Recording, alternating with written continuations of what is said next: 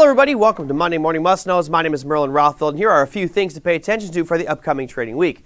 Now, last week we had so many companies reporting earnings, a lot of speculation about where these markets may be headed, a lot of central bank announcements also talking about their interest rates. And you know what? There's a lot more of it happening, so let's get started. We'll kick things off with earnings. Now, last week we had like 900 companies reporting earnings. This week, it's much more. You have 1,511 companies reporting earnings.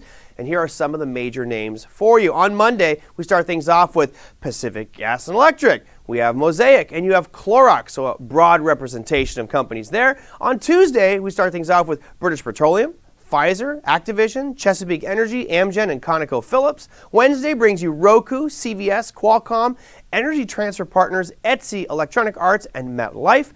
Thursday, you've got Alibaba, Square, Cronus Labs, Duke Energy, and Skyworks. And Friday, you think it's going to be quiet? There's still some big names. You have Canopy Growth, Dominion, and Berkshire Hathaway. So quite a few companies in a lot of different sectors reporting. Uniquely, though, there's a lot of energy companies reporting this week, which will be interesting because of how we've seen XLE performing recently. Now, let's dive into the bigger, more moving pieces, right? We talked last week about some of the central bank rate announcements, and there were 3 of them that happened, which is exciting. But that's not the big one. The big daddy is the United States. So Chairman Powell of the FOMC will be making some announcements about where they see rates. And this is very important because on Wednesday at 2 p.m. Eastern Standard Time, they're expected to keep rates exactly where they're at 25 basis points. That's not the talk track. The talk track and the most interesting part, which should be the biggest market mover, will be at 2:30 Eastern Standard Time. Now, why is this important? It's the press conference, and Jerome Powell will probably talk about inflation. He'll talk about, maybe use this S word that a lot of people are talking about, which is stagflation, which would be very scary. Now, this is important to us whether you are an equities trader, a Forex trader, even an options or futures trader. It's great because there's so much movement potential. Why? Take a peek at the US dollar here.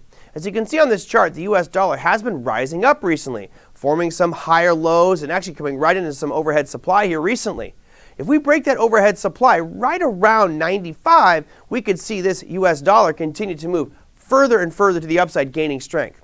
Now, of course, when we see the dollar move like this, it implies that people are optimistic about the dollar. Well, why would you be optimistic about the dollar when the Fed is just printing trillions and trillions of dollars? Why? Because that means that they are probably going to raise rates. And when they raise rates, the dollar becomes more attractive from the carry trade perspective. You earn more by holding US dollars if you are a currency trader.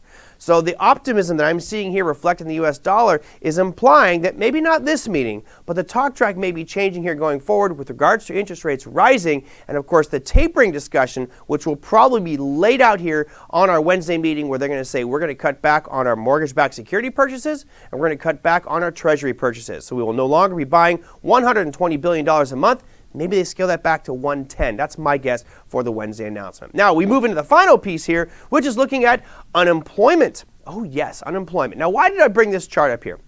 Well, first, it looks great, right? We had that massive spike back in March and February of 2020, and we've been just slowly drifting down back to somewhat normal unemployment numbers right around 4.8%.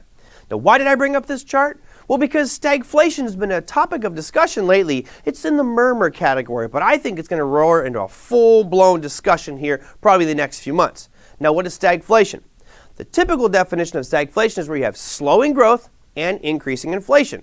Unless you live in a rock in a forest somewhere, or under a rock in a forest somewhere, inflation is hitting all of us. Regardless of what numbers you're seeing, check the price at your stores, the gas pump, it's all going up. But is growth really declining?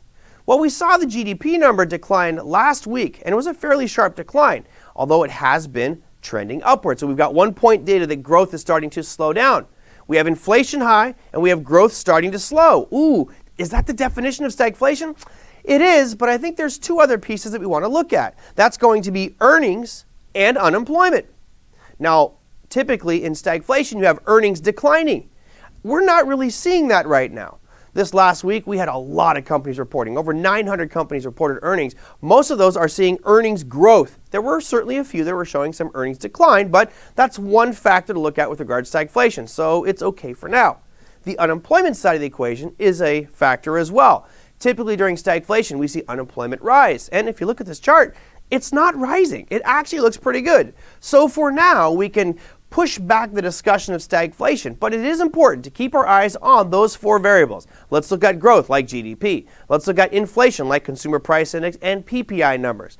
Let's look at earnings announcements as they are rolling out and see how these companies are performing. And finally, let's look at that unemployment rate. And if we start to see unemployment rise, earnings slow, growth slow, and inflation rise, then the S word rears up and we hear stagflation, which would be devastating to our financial markets. That, my friends, is your Monday Morning Must-Knows. We'll see you next week.